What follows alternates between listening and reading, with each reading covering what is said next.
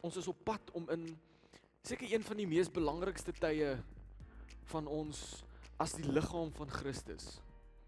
Ons is besig om in Paasnaweek in te beweeg en as 'n mens net die evangelie gaan lees, dan sal hy sien maar in hierdie tyd was 'n baie, ek het nou nie die Afrikaans nie, 'n eventvolle tyd. Daar was baie wat gebeur het as ou gaan kyk in die evangelies in hierdie week wat nou voor ons lê. Daar's baie wat Jesus gesê het, daar's baie wat hy sy disippels geleer het, baie wat hy gedoen het. En vanoggend wil ek die geleentheid gebruik om ons harte voor te berei vir dit wat volgende naweek gaan gebeur. En ek weet ek het vooraf julle gesê dat ek het 4 preke wat ek in 1 preek moet probeer preek. Maar dis daarom nou nie so erg nie. Maar daar's 4 verskillende topics wat ons gaan aanraak en ek wil jou uitnooi, maak jou hart oop vir ten minste net een van hulle. Vir ten minste net een, neem dit in en dan Vrydag aand wil ek hê jy moet kom en jy moet dit kom uitleef. En dat dit nie net nog 'n storie sal wees nie, nie net nog 'n opdrag wat jy maar hoor en dalk eendag by gaan uitkom nie. Maar maak jou hart oop vir wat God wil doen. Sien, Matteus vertel vir ons 'n baie interessante storie van Jesus se opstanding net nadat hy opgestaan het. En daar was vrouens op pad na die graf toe. En toe sê Jesus vir hulle, sê vir die mense om Galilea toe te gaan. Ek sal daar met hulle praat. Hy sê in 28 vers 10, daarop sê Jesus vir hulle, moenie langer bang wees nie, gaan sê vir my broers dat hulle na Galilea toe moet gaan, daar sal hulle my sien. Dis die eerste gedokumenteerde opdrag wat ons kry van Jesus na sy opstanding. Gaan na Galilea toe, gaan wag daar, julle sal my daar sien. En ons kan seker maklik 4 weke spandeer net op hierdie vers alleen. Die disippels het nie 'n idee wat aangaan nie. Die vrouens kom by hulle aan en sê vir hulle, hoor hierso, die graf is leeg, ons het nou net vir Jesus gesien en hy sê julle moet Galilea toe gaan. Ek kan met alle eerlikheid vir julle sê, ek sou wou gehad het, hulle moet dit daarom 2 of 3 keer vir my sê, voordat ek dit gaan glo. Gaan na Galilea toe, dan sal ons hom sien, maar ons het gesien hoe hy, en daai opdrag verg absolute vertroue. Om te sê, ons weet wat het hy ons geleer voor die tyd. Ons weet wat het hy vir ons gesê. Ons weet die wonderwerke wat hy gedoen het. So hierdie is nou net nog 'n toets om te kyk. Gaan ons gehoorsaam wees? Gaan ons glo? Dis die eerste opdrag wat ons kry. En die volgende opdrag wat ons sien in Matteus is seker 'n baie bekende opdrag vir elkeen van ons. Julle moes al iewerste 'n preek hieroor gehoor het. As julle al ooit by 'n evangelisasiediens was, is hierdie is omtrent die vers wat op elke blaadjie geprint word. En ek lees dit vir julle. Dis Matteus 28, meer spesifiek vers 19, maar ek wil vers 18 en 20 ook vir julle lees. Dit sê, Jesus het nader gekom en vir hulle gesê, aan my is gegee alle mag in die hemel en op die aarde. Gaan dan en maak disippels van al die nasies, deur hulle te doop in die naam van die Vader en van die Seun en van die Heilige Gees, en hulle te leer om alles te onderhou wat ek julle beveel het. En kyk, ek is met julle al die dae tot aan die volëinding van tyd. Nou, ek weet nie wanneer dit gebeur het nie. Ek is nie 'n historikus wat vir julle kan sê, hierdie jaar in die geskiedenis van die kerk het die fokus inwaarts geword. Maar ons sit met 'n liggaam van Christus wat inwaarts gefokus is. En daar's nie verkeerd daarmee nie. Die Here wil hê ons moet introspeksie doen en ons moet werk aan hierdie liggaam, aan hierdie vlees en ons moet aanhou werk, maar ons fokus was nooit bedoel om inwaarts te wees nie. Ons sien dit wanneer ons hoor mense sê, ag Here, help my net. Here, verander my net. Here, gee my die krag. Here, ek het hierdie nodig. Here, ek het nodig dat U dit doen. Ons fokus is inwaarts, maar die opdrag wat God vir ons gegee het, is uitwaarts.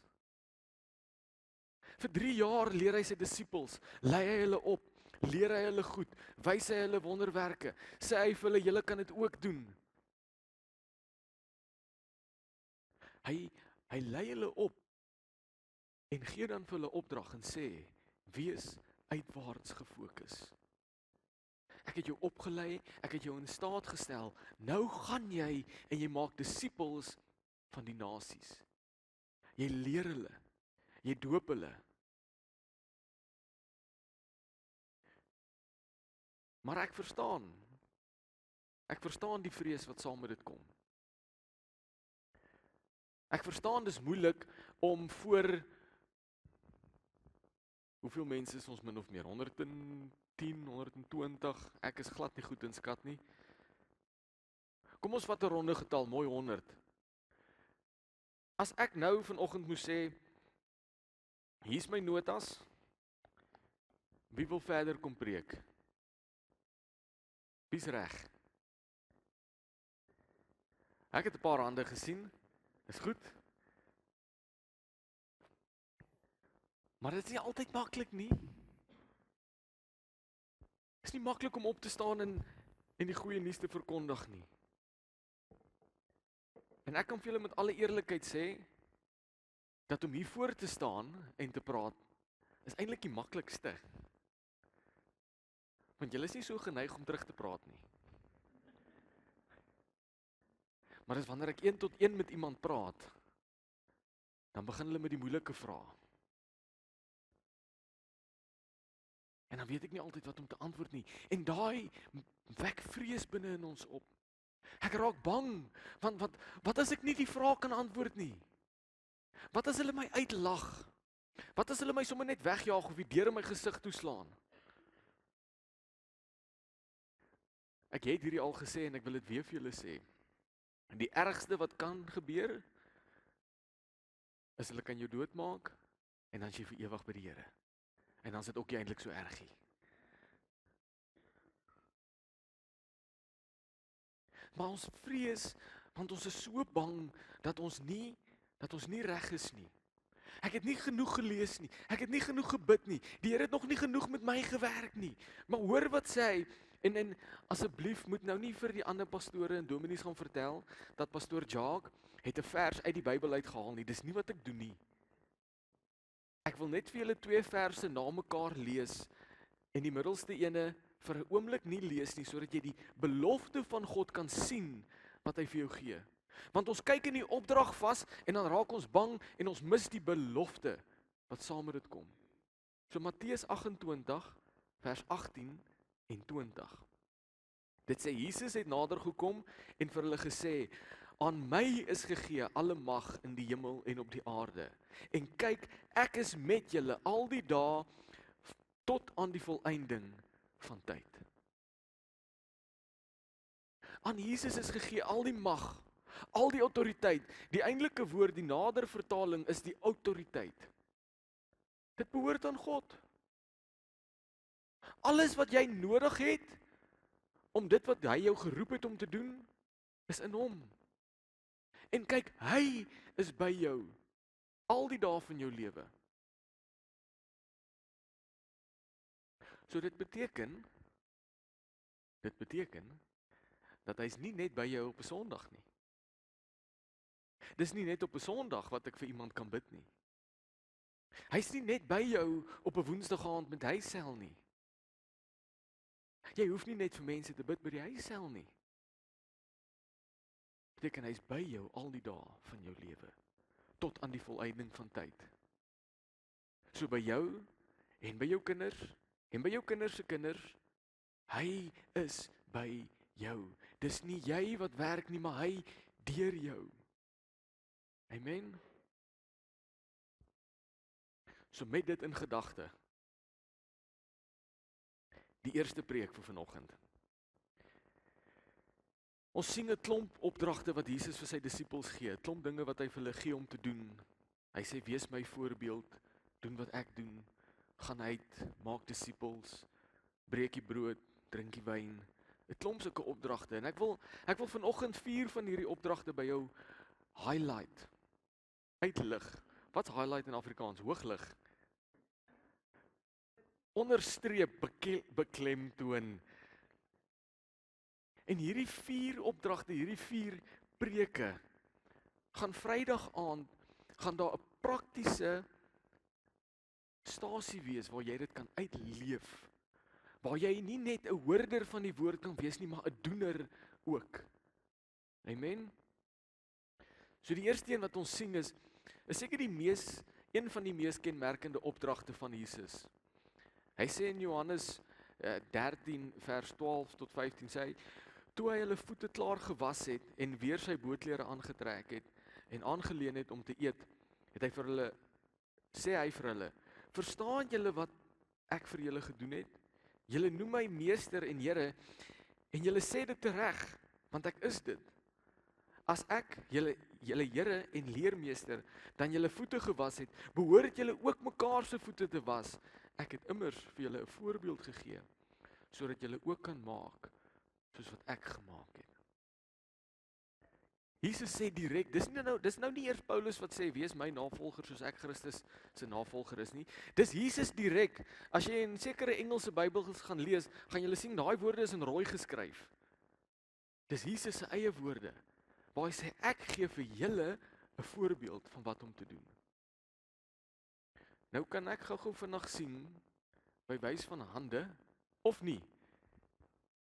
Hoe ook al jy nou sou wou. Wie van julle het al iemand se voete gewas?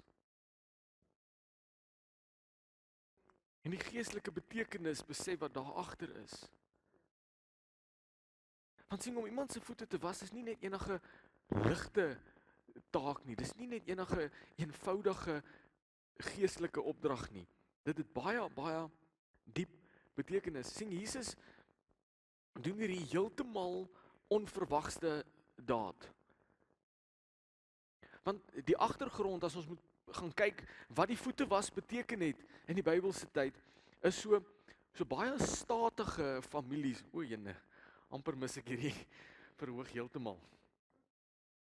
Baie statige families met baie geld of invloedryke families het 'n klomp slawe gehad. Nou as jy nog die next level was van dit ook, dan het jy 'n spesifieke slaaf gehad wat as jy gaste kry, het hy hulle voete gewas. Vir 2 eenvoudige redes.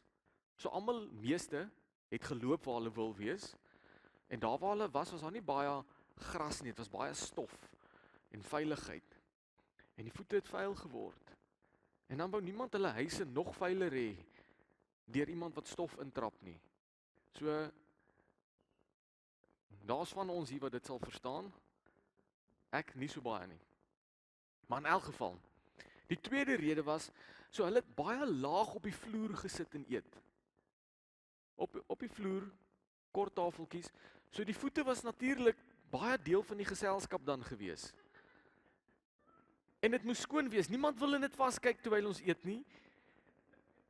Dis mos nou glad nie aangenaam dan nie. Daarom was dit nodig om die voete te was voordat dit gebeur. Julle sal sien die teksgedeelte ook sê net nadat die voete gewas het Jesus aangeleen om te gaan eet. Hulle het half gelê op die grond en eet. En Jesus kom en hy neem die plek in van nie net 'n slaaf nie, maar die laagste van die slawe. Sien, dit was gewoonlik die laagste slaaf wat gekies was om die voete te was, want dit was nie 'n lekker job nie. En Jesus kom en hy neem die heel laagste posisie in.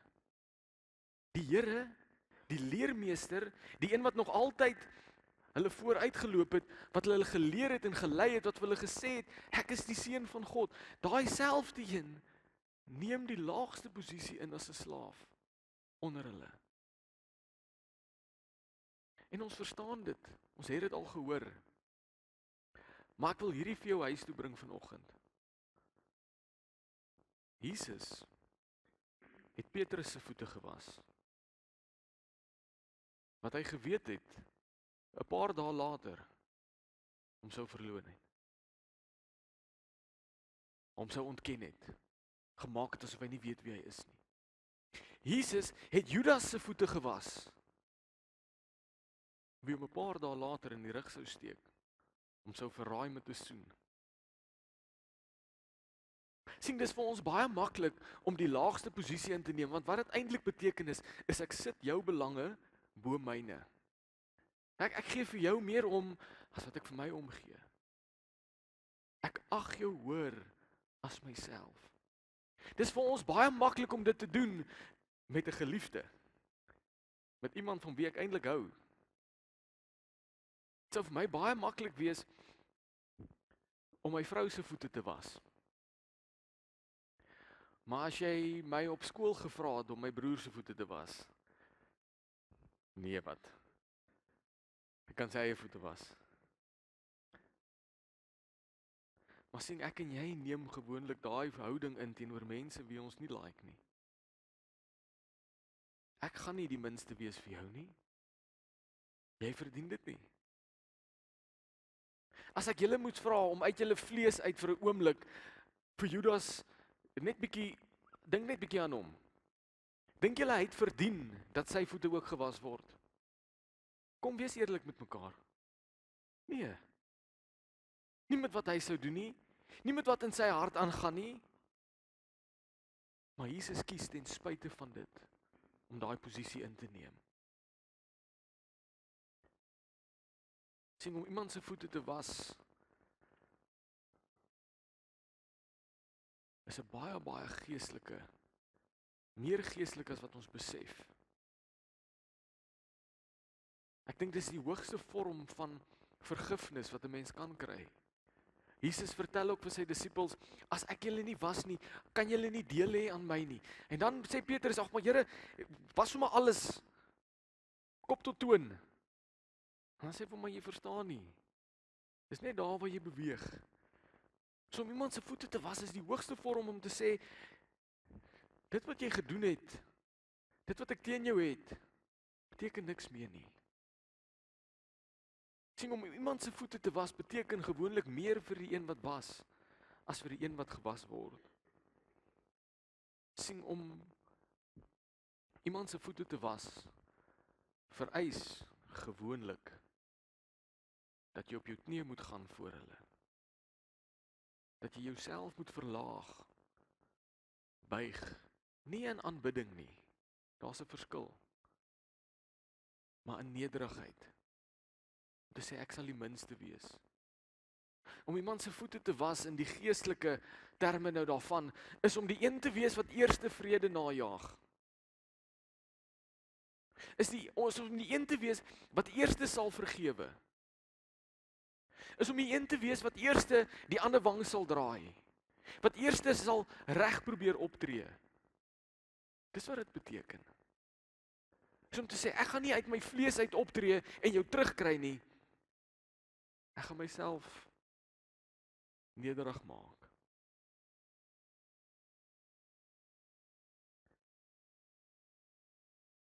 Sien, Jesus vertel vir sy disippels in Markus 10, hy sê, so is dit egter nie by julle nie. Maar wie belangrik onder julle wil wees, moet julle dienaar wees. En wie eerste onder julle wil wees, moet almal se slaaf wees. Want ook die seun van die mens het nie gekom om gedien te word nie, maar om te dien en sy lewe as 'n losprys vir baie te gee. Sommige mense, en ek het dit nie altyd verstaan nie, in die Engels noem hulle dit the upside down kingdom, die onderste bo koninkryk. Nie omdat dit die mekaar gebou was nie, maar die koninkryk van God werk alles anderste om. Alles werk onderste bo. As jy wil vooruitkom, as jy suksesvol wil wees, as jy wil hê die Here moet jou seën, wees laaste. Wees die minste. So Vrydag aand wanneer ons by mekaar kom, gaan dit jou geleentheid wees om iemand se voete te kom was. Om prakties uit te leef die opdrag wat Jesus vir ons gegee het. Dan die volgende preek, was dit nie die vinnige preek nie? Volgende preek gaan ons bietjie praat oor om te salf. En wat beteken dit om iemand met olie te salf? Sien, in die Ou Testament het salf eintlik 'n mooi betekenis gehad. In die Ou Testament het hulle mekaar gesalf, hulle het olie oor iemand se kop uitgegiet. Ons lees van die olie wat uit Aaron se baard uitdrup soos wat dit oor hom gevloei was. En in die Ou Testament het dit beteken, dit was 'n uiterlike teken van iemand wat God se teenwoordigheid by hulle het, wat God se guns ervaar. En ons gaan Vrydag aand 'n salfstasie ook hê. Vir die van ons wat God se teenwoordigheid net 'n bietjie meer wil hê. God se guns net 'n bietjie meer wil ervaar. Sien, voor Jesus se kruisiging, Jesus sê voor sy kruisiging vir sy disippels in Johannes 16 vers 7, hy sê, ek vertel julle egter die waarheid. Dit is voordelig dat ek weggaan. As ek nie weggaan nie, sal die Parakleet nie na julle kom nie. As ek egter weggaan, sal ek hom na julle stuur. In die Ou Testament was God se teenwoordigheid deur die olie oor iemand uitgooi verteenwoordig. Maar ek en jy, as deel van die liggaam van Christus, het die Heilige Gees ontvang om God se teenwoordigheid binne in ons vas te maak. So Vrydag aand, wanneer ons by mekaar kom, by die salfstasie, gaan ons vir mekaar bid, en ons gaan vir jou bid, om 'n dieper verhouding met die Heilige Gees te ontwikkel. Hoor wat sê 1 Johannes 2 vers 2, hy sê, maar julle is deur die Heilige gesalf, en julle almal weet dit. Jesus het ons die Heilige Gees beloof, as hy gaan om ons te salf met krag, om ons uit te kies en te laat uitstaan bo die ander mense. So die vraag wat ek vir jou het vanoggend, hoekom is dit om mekaar te salf? Hoekom is salwing belangrik vir my en jou vanoggend? Salwing is belangrik, want dit bekragtig jou. Dit rus jou toe. Daar's twee voorbeelde in die Nuwe Testament wat ons sien waar mense mekaar salf vir spesifieke redes. Die eerste ene is vir wanneer jy siek is. Wanneer jou liggaam besig is om in te gee. Dan sê Lukas in Lukas 10 vers 34, hy het na hom gegaan, sy wonde verbind en olyfolie en wyn daarop gegiet. Toe help hy hom op sy rydier en neem hom na die herberg om hom daar te versorg. Wanneer jy seer het, wanneer jou liggaam ingee, siekte. Hy sê ook verder, ek dink is Jakobus wat sê, as jy siek is, laat die ouderlinge vir jou bid en jou salf. So wanneer ons Vrydag aand by mekaar kom, by die salfstasie, gaan ons die Here vertrou om nie net ons liggame gesond te maak nie, maar om ons te genees van die seer wat in ons harte ook is. Om ons fisies en emosioneel weer gesond te maak. Deur die Heilige Gees wat in ons werk. Die volgende voorbeeld wat ons kry, sien ons in Romeine 8 vers 11, sê as die Gees wat hom uit die dode uit opgewek het, in julle woon, sal hy wat Christus uit die dode uit opgewek het, ook julle sterflike liggame lewend maak deur sy Gees wat in julle woon.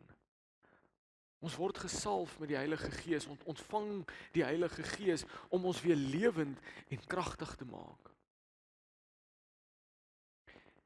Wie van julle het al met batterygereedskap gewerk? 'n Batteryboor of iets? Jy kan jou hand opsteek, ek het ook al, ek het so baie kleintjie by die huis. Het jy al ooit met so 'n ding probeer boor, as daai battery leeg is? Die ergste van alles is, ek het 'n elektriese skeermes. As sy battery pap raak en ek probeer skeer, ek kan net so wel gegaan het vir 'n wax op my gesig. Ek het klaar so min, dan trek hy nog die bietjie uit ook. Maar sien, wanneer daar nie krag teenwoordig is nie, is dit baie moeilik om iets uitgerig te kry. Wanneer die Heilige Gees my nie bekragtig nie, wanneer ek nie gesalf word nie, wanneer die Here my nie self salf met sy Heilige Een nie, is dit baie moeilik vir my om dit wat hy my in staat gestel het, dit waarvoor hy my geroep het, uit te leef. So Vrydag aand gaan ons mekaar by die salfstasie bekragtig. Dan nog 'n baie belangrike opdrag wat die Here vir ons gee, sien ons in Lukas 22 vers 19 en 20. Hy sê vir sy disippels, en hy het die brood geneem, en nadat hy die seëngebed uitgespreek het, breek hy dit en gee hy dit vir hulle en sê, dit is my liggaam wat vir julle gegee word. Doen dit om my in herinnering te bring. So ook met die beker na die ete met die woorde, hierdie beker wat ter wille van julle uitgegiet word, is die nuwe verbond deur my bloed. Nou daar is soveel beloftes net in hierdie teksgedeelte. Net in hierdie klein 2 verse in die woord van God. Eerstens sien ons die brood. En hierdie is dalk goed wat jy klaar weet, maar laat dit net jou gees opnuut weer stig. Laat dit net weer opnuut in jou denke 'n plek kry. Wat verteenwoordig die brood? Jesus se liggaam. En waarom was die brood gebreek vir my en vir jou? Kom ons kyk wat sê die woord rondom dit. Jesaja 53 vers 4 en 5 sê, nogtans ons siektes, hy het dit gedra, en ons smarte, hy het dit op hom gelaai. Maar ons het hom beskou as iemand wat gekastei word, geslaan deur God en verneder. Hy is egter deurboor oor ons oortredings, verbrysel oor ons sondeskuld. Die straf wat ons vrede bewerk was op hom, deur sy wonde is daar vir ons genesing. Sy liggaam was gebreek, sodat ek en jy genesing kon beleef. Sodat ons liggame heel gemaak kan word weer. Dis waarom ons die brood gebruik. Dis waarom ons die brood breek, is sodat ons liggame genees kan word. Sy liggaam is gebreek vir my en jou. En ek gaan nou vir julle sê hoekom ek julle hieraan herinner. Die wyn verteenwoordig sy bloed. Julle moet asseblief saambreek. Nou waarom was sy bloed vir ons gestort? Waarom moes sy bloed vloei? Vir die verlossing van ons sondes. Hoor wat sê, en ek gaan dit baie ver terugvat, Eksodus 12 vers 13, dit sê die bloed sal vir julle as 'n teken dien aan die huise waarin julle is. Wanneer ek die bloed sien, sal ek by julle verbygaan. Daar sal by julle geen plaag deur die vernietiger wees, wanneer ek Egipte land tref nie. Die bloed was nog altyd bedoel as 'n beskerming, amper soos 'n, hoe kan ek dit nou mooi sê? Amper soos 'n skild. Iets wat jou toevou. Iets wat jou sondes bedek. Wat jou beskerm teen die vernietiger. Dit was die doel van die bloed nog altyd gewees. So wanneer ons die wyn drink, wanneer ons dan nou sy bloed drink, dan is dit om ons te beskerm, om dit wat ons verkeerd gedoen het, ons sondige natuur, ons sondige lewens, toe te vou in sy opoffering. Dis hoekom ons dit gebruik. Hoor wat sê 1 Johannes 1 vers 7, dit sê, maar as ons in die lig leef, soos wat hy in die lig is ons aan mekaar verbonde en reinig die bloed van Jesus, sy seun, ons van elke sonde. Dis die doel van die bloed. En hier is hoekom ek jou herinner, van daai teksgedeelte, Lukas 22, sê, doen dit, om my in herinnering in te bring. Doen dit, sodat julle nie vergeet wat gebeur het nie. Doen dit, sodat julle my sal onthou. En ek wil jou uitdaag om Vrydag aand nie net weer nagmaal te kom gebruik nie. Maar as jy hier kom, om jouself te herinner aan dit wat Christus gedoen het. Om jouself te herinner dit waarmee hy homself belaai het, sodat ek en jy vrygekoop, skoon gewas, heel gemaak kan wees. En ons doen dit nie net tot herinnering van onsself nie. Sien, Jesus het ons nooit geroep om net onsself te herinner nie. Ons sien dit in die opdrag in Matteus 28. Nie net vir jouself nie, maar vir ander. Kan ek vir julle deel vanoggend dat seker die maklikste plek vir jou as kind om te begin met die goeie nuus is by die nagmaal? As jy sou met iemand praat wat die Here nie ken nie, die beste plek vir jou om te begin is by die nagmaal. Om te verduidelik dat weet jy dat Jesus se liggaam gebreek was vir jou? Weet jy dat hy homself neergelê het, homself na die dood toe gestuur het vir jou, sodat jy gesond kan word? Weet jy dat elke druppel bloed wat uit hom uitgevloei het vir jou was? Jy's nie gemaak om dit vir jouself te hou nie. Gemaak om dit te deel. Amen. Dis 10:30 en ons is 3 preke in. Sien, ons doen dit saam met menige gelowiges. En ons praat oor Jesus se groot liefdesdaad, nie net om te onthou nie, maar om ander te herinner. Dan die volgende ding wat ons sien is die kruis self. En ons almal weet Jesus het aan die kruis gehang vir my en vir jou. Ons weet dit. Maar ons sien 'n ander opdrag in Lukas 9. En dit het seker nie toe vir die disippels sin gemaak nie, want hy was toe nog nie gekruisig nie. So wat dan nou? En hy sê, toe het hy vir almal gesê, as iemand my wil navolg, moet hy homself verloon en elke dag sy kruis opneem en my volg. Neem jou kruis op. En daarom Vrydag aand gaan ons 'n kruisstasie hier hê, waar jy die geleentheid kan kry om jouself te verloon en jou kruis op te neem. Om jouself eenkant te lê, om jouself voor God se voete neer te lê, jou kruis op te neem en om hom te volg. En ek sal Vrydag aand weer bietjie prakties verduidelik, maar ek wil hê julle moet so lank dink oor Vrydag aand en oor wat by die kruis gaan gebeur. Want dit wat jou so lank teruggehou het, dit wat jou so lank gekeer het om by God uit te kom, wil ek hê julle moet Vrydag aand na die kruis toe bring. Dit daar agterlos, jou kruis opneem en hom volg elke dag.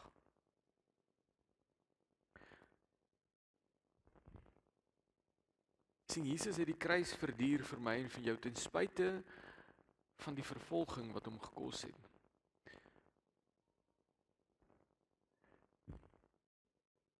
Dink julle Jesus het die kruis verduur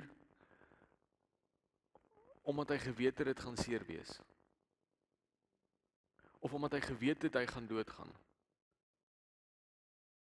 Hebreërs sê dat hy het aan die kruis gehang vir die heerlikheid wat hom voorgehou was. Nou wat se heerlikheid is daar aan die kruis? Moet my nie kruisig vir wat ek gaan sê nie. Maar daar's nie heerlikheid aan die kruis nie. Die heerlikheid het gekom na die kruis. Dis die verwagting wat ons kry na die kruis. Sien, ek en jy is bang, want as ons hierdie ding begin besef, en ons besef wat die Here sê, neem jou kruis op en volg my elke dag, dan is ek bang, want Here, wat gaan dit vir my kos? Wat gaan ek moet neerlê? Wat is die seer wat saam met dit gaan kom? Gaan ek vriende verloor? Gaan ek my werk verloor? Gaan ek my finansies verloor? Wat gaan dit my alles kos? As Jesus homself besig gehou het met die vraag van wat gaan dit my kos, het ons nooit die heerlikheid beleef wat na die kruis kom nie. En dis wat God my en jou voorroep, is nie die heerlikheid van die kruis nie, maar die heerlikheid na die kruis. Neem jou kruis op, verloon jouself en volg hom elke dag. Dit gaan nie oor wat vir jou voorgehou word hier op aarde nie. Dit gaan vir jou wat vir jou voorgehou word in die hemele. En wanneer Jesus vir jou vra, neem jou kruis op, dan verwag hy dat ons dieselfde ingesteldheid moet hê as hy. Ons fokus, en ons het laas daaroor gepreek 2 weke terug, jou fokus moenie hier op aarde wees nie, maar op die dinge wat vir jou in die hemel wag. Sien, dit is deur om jou kruis op te neem en jouself te verloon, wat jy vrygekoop word, skoon gewas en toegerus om dit te doen wat Jesus van jou verwag. Hoe kan ek die nuus van die goeie kry, of die goeie nuus van die kruis? Hoe kan ek die goeie nuus van die kruis verteenwoordig, verkondig, wanneer ek nie die kruis het nie? Wanneer ek dit nie in my lewe het nie? Wanneer ek nie myself verloon het en my kruis opgeneem het nie, hoe kan ek iets verkondig wat ek nie besit nie? Hoe kan ek iets deel wat ek nie glo nie? Maar sien, hier's die hart van dit, en hier's wat dit moeilik maak. Matteus 5 vers 10 tot 12 sê, gelukkig is die wat vervolg word ter wille van geregtigheid, want aan hulle behoort die koninkryk van die hemele. Gelukkig is julle wanneer mense julle om my ontwil beledig en vervolg en vals beskuldig van alles wat sleg is. Wees bly en jubel, omdat julle beloning groot in die hemele is. Hulle het immers die profete ook voor julle net so vervolg. Dit is wat vir jou ingehou word. Vervolging, valse belediging, beskuldiging. En ek is nie de mekaar as ek dit sê met 'n glimlag op my gesig nie. Want ek weet wat wag vir my na dit. Want die woord sê ook, aan sikkes behoort die koninkryk van die hemele. Hulle gaan jou navolg die oomblik wanneer jy jou kruis optel. Hulle gaan jou vervolg. Hulle gaan klippe gooi. Hulle gaan seermaak. Maar jy is nie geroep net vir die kruis nie. Jy is geroep vir die heerlikheid wat na die kruis dan ook kom. Wanneer God jou oprig, wanneer God jou uit die dode uit optel en sy gees jou weer lewend maak. So Vrydag aand, as ons almal voor die kruis is, wil ek jou die geleentheid gee. Bring daai vervolging. Bring die klippe wat hulle gegooi het. Bring die valse beskuldigings en die beledigings en kom lê dit voor die kruis neer.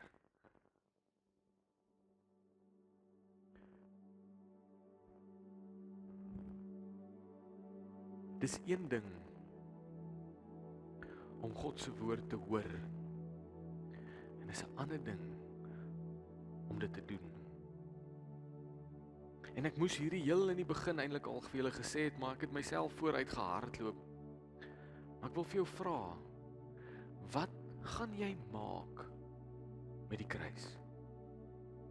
Wat gaan jy maak met elke opdrag wat God vir jou gegee het? Gaan jy hier sit vanoggend en dink, "Sjoe, maar dis so mooi. En dis so nice om te hoor." Of gaan jy sê, "Here, ek wil erns maak met hierdie. Ek wil dit ernstig opneem, Here. As U woord sê dat ek moet voete was, dan wil ek voete was. Here, as U woord sê dat ek moet gesalf word, Here, dan wil ek wil gesalf word. Here, as U woord sê ek moet die brood breek en die wyn drink, Here, dan is dit wat ek wil doen. En as U woord sê ek moet my kruis opneem, Here, dan is dit ook wat ek wil doen." Wat gaan jy maak met dit? Sien, my job teenoor julle is nou klaar. Ek het gedoen wat die Here vir my gesê het om te doen. Die groot verantwoordelikheid lê by julle nou. So gaan ek dit ernstig opvat? Gaan ek die een wees wat eerste vrede najaag? Gaan ek die een wees wat my kruis optel? Gaan ek die een wees wat mense herinner aan hoekom Jesus gesterf het? Gaan ek die een wees wat die Heilige Gees innooi en hom vertrou om my te bekragtig? Die verantwoordelikheid lê by julle vanoggend. Amen. Kom ons sit net so en dan sluit ons die oë.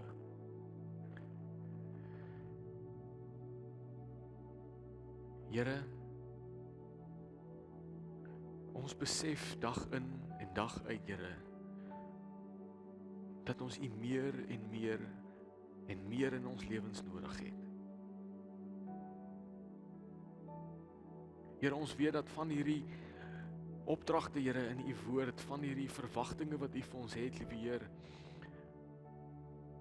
dis scary. En dis moeilik, Here. Maar Here, ons wil bid en vra, Here, dat U ons die krag sal gee om dit te doen en om dit uit te voer en om gehoorsaam te wees.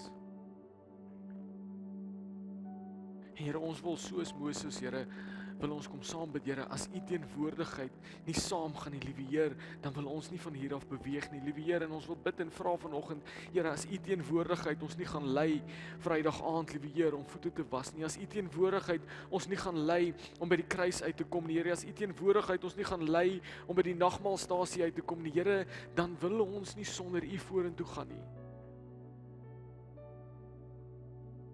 So Here, kom, werk in ons lewens. Lei ons in alles wat U vir ons geleer het. Here, dankie. Dankie vir die beloftes in U woord. Here, dankie dat ons weet dat al die mag in die hemel en op aarde, Here, behoort aan U. En dat U saam met ons is al die dae van ons lewe en tot aan die volëinding van tyd. Here, dankie dat U woord beloof dat ons nie alleen deur hierdie goed gaan gaan nie. Here, U opdragte is nie 'n toets om te kyk of ons goed genoeg is vir U teenwoordigheid nie. Nee, Here, U teenwoordigheid is saam met ons wanneer ons gehoorsaam is. En wanneer dit vir ons moeilik is om hierdie opdragte uit te voer. So Here, dankie. Dankie dat U ons in staat stel en deur ons werk. Dankie vir U goedheid en U guns. Amen en amen.